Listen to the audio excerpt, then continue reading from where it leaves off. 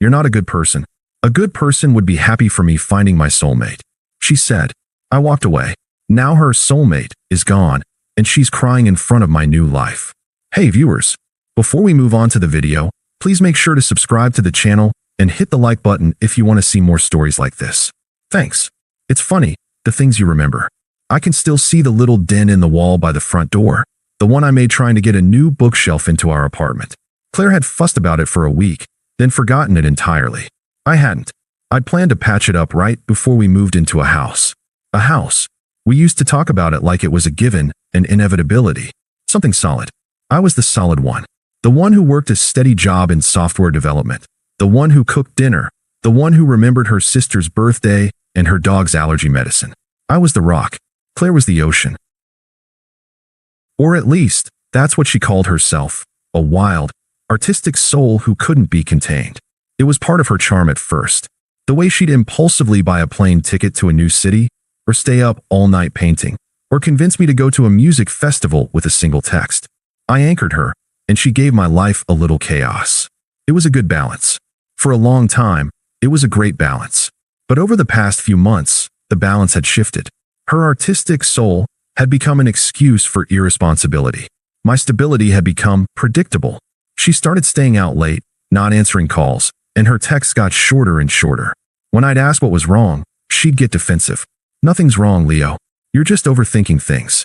Why do you always have to analyze everything?" she'd say with a dismissive wave of her hand, like my concern was an annoyance, not a sign of love. The emotional distance was the first crack in the dam, and the water was pouring in.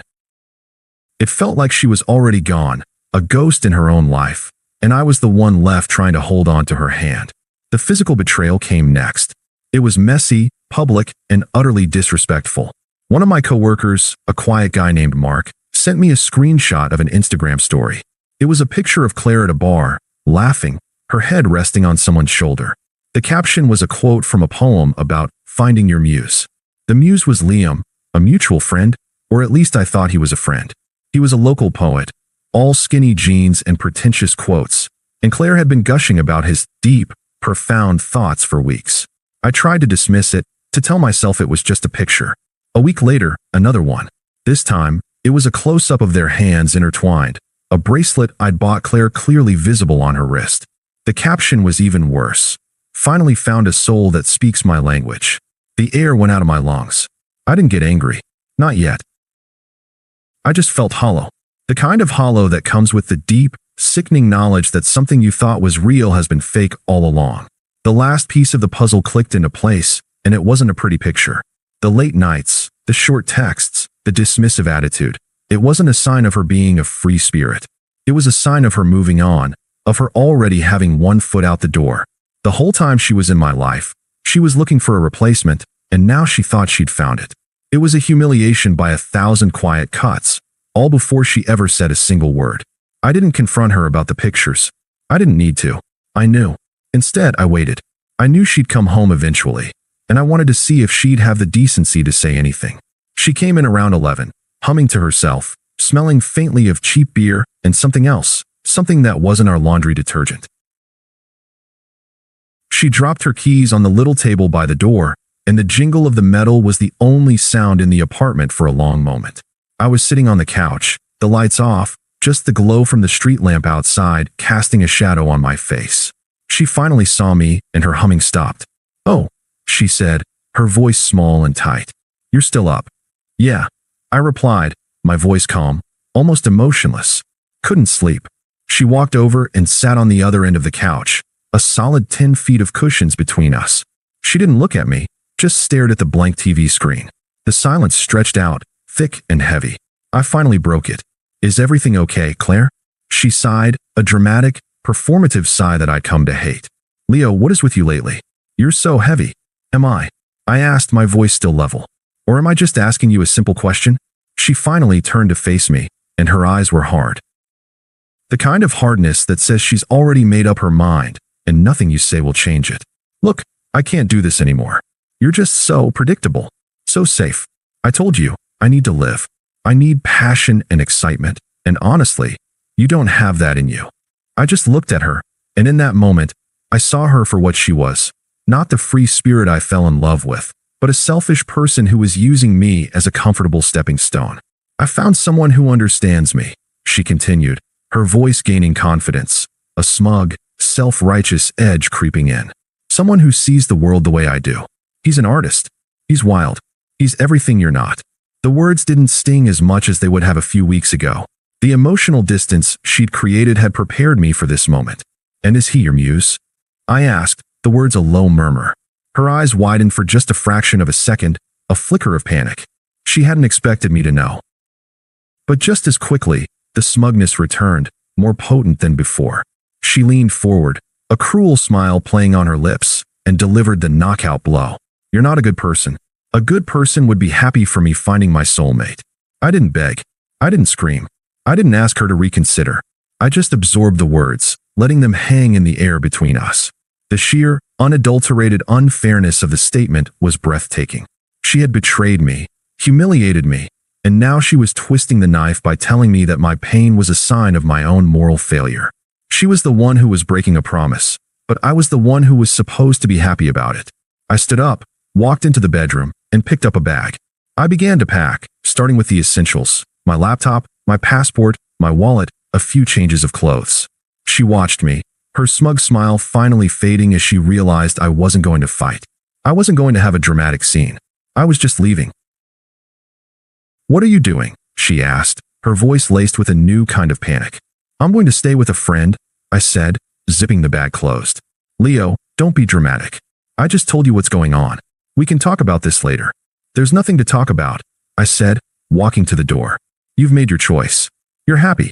I'm happy for you. I hope you and your soulmate have a wonderful life together.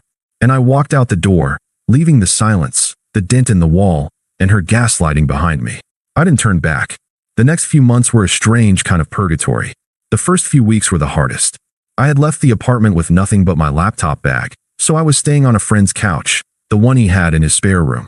The silence was my choice, a fortress I built to protect myself from the chaos she had left behind. I threw myself into my work. My manager, a sharp, no-nonsense guy named David, noticed the shift in my focus. I was the first one in the office and the last one to leave. I was building new frameworks, streamlining old code, and generally making myself invaluable. The focus was a relief, a way to channel the energy that would have otherwise gone into mourning a relationship that was built on a lie. My life became a simple, beautiful routine of work, the gym, and quiet nights spent reading or watching a movie with my friend. I learned to enjoy my own company again.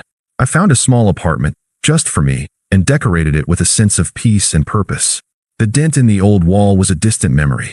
Claire's world, on the other hand, was built on sand. Word began to trickle back to me through an old friend from college who wasn't in our mutual circle. He'd hear things from people who knew people. At first, it was the usual honeymoon phase stuff. Liam and Claire were everywhere. New art shows, pretentious coffee shops, and late-night parties. They were the it couple, the free spirits who had broken free from the shackles of convention. I would be lying if I said I didn't feel a pang of something akin to pity. I knew Liam wasn't a good guy. He was a charlatan, a man who fed on the energy of people like Claire. And then, just as suddenly as it began, it all started to fall apart. The first sign was when Liam's ex-girlfriend started posting on Instagram. She didn't name Claire, but the post was clearly directed at her.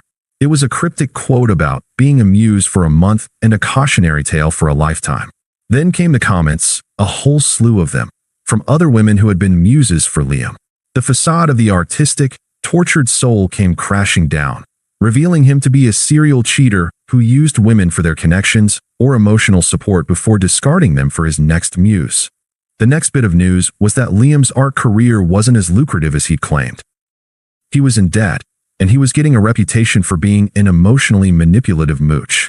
He had been charming and charismatic, but underneath it all, he was just a user, looking for someone to fund his artistic lifestyle. The final, ironic blow came a month later. Liam left Claire for another woman, someone who he called his new light, his star.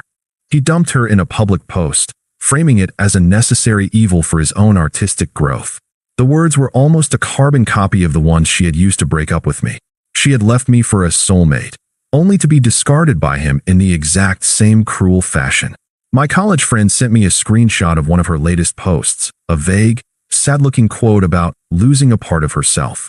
There was no mention of Liam, no mention of me. Just a lonely, desperate plea for sympathy from the online world that she had built her identity around. The irony wasn't lost on me. She had wanted to find her soulmate. Instead, she had found her mirror. It started subtly. A week after her public humiliation, my phone, which I had long since kept silenced for her number, buzzed with a series of text messages. The first was a generic, innocuous one. "Hey, just saw a pic of our old coffee shop. Hope you're doing well." I didn't reply. I didn't even feel a flicker of anything. It was like getting a spam text. 2 days later, a second message. "I'm sorry for how things ended. I was in a bad place." The apology was self-serving, still framing her actions as a result of her own emotional state. I still didn't reply. Then the desperation started to bleed through. I know I was wrong about a lot of things. I've been doing some self-reflection, and I miss our friendship.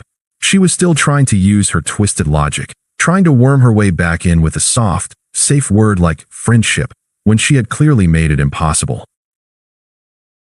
When the texts got no response, she moved on to the next tactic, weaponizing our mutual friends. A couple of them, who had clearly heard her side of the story, tried to intervene. My phone rang one afternoon, a name I hadn't seen in months flashing on the screen. Emily, one of Claire's closest friends. I answered, my voice polite but guarded. "Hey Leo, it's been a while. Look, I'm calling because I'm really worried about Claire. She's going through a really tough time, and, well, she really misses you." "I'm sorry to hear that," I said, the words as hollow as they were polite. "She says she's really changed, that she sees how much you gave up for her. She just needs a friend right now, someone to talk to. She's really sorry about everything with Liam, and, I'm not the person she should be talking to about that." I replied, a calm finality in my tone. "My life has moved on. I wish her the best, but I can't be a part of her life." Emily's voice became more insistent, tinged with a little of Claire's own manipulative energy. "But she needs you. She's all alone, Leo. You were the one who was always there for her. You were the stable one. Can't you just be a friend?"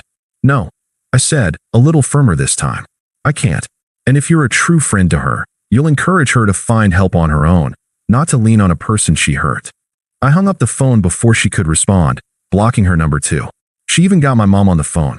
My mom called me, sounding a little flustered. "Honey, Claire called me. She sounds so sad. She said she made a terrible mistake. Are you sure you can't just talk to her?" "Mom, I'm fine," I told her. "I've moved on. You don't need to worry about me. Claire is an adult, and she needs to deal with her choices herself. Please don't call me about her again." The final attempt at reconciliation came a few days later, a call from an unknown number that I foolishly answered. It was her. Her voice was raw and ragged, not the smug, confident voice I remembered. It was the voice of a person at the end of her rope. "Leo, please. I need to see you. I'm so sorry. He used me. Everything he said was a lie. I was stupid. Please, just talk to me." "No," I said, cutting her off. "I have nothing to say to you." I hung up, and that was the last I heard from her directly. Until tonight. I was at a work gala, a big event for the tech firm. I had just been made a partner, and my new team was all congratulating me. I had on a new suit, and my life felt a million miles away from the chaos and insecurity of the past year. I was talking to Sarah, the new woman in my life. She's smart, funny, and grounded.